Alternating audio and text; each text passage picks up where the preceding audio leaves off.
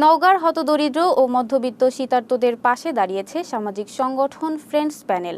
শুক্রবার বিকেলে নওগাঁ মুখ বধির স্কুল প্রাঙ্গণে ৮০ জন শীতার্তের মাঝে ১ টাকার বিনিময়ে কম্বল বিতরণ করা হয়।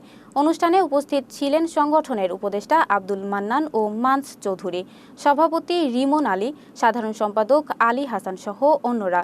উপদেষ্টা আব্দুল মান্নান বলেন, সমাজে অনেক মানুষ আছেন যারা শীতে কষ্ট পান কিন্তু সাহায্য চাইতে পারেন না।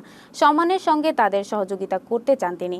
সংগঠনটি ধারাবাহিকভাবে ১২৮ সপ্তাহ ধরে অসহায় মানুষের পাশে দাঁড়াচ্ছে। প্রতি শুক্রবার ১ টাকার বিনিময়ে খাবার বিতরণ সহ নানা সমাজসেবা কার্যক্রম পরিচালনা করছে।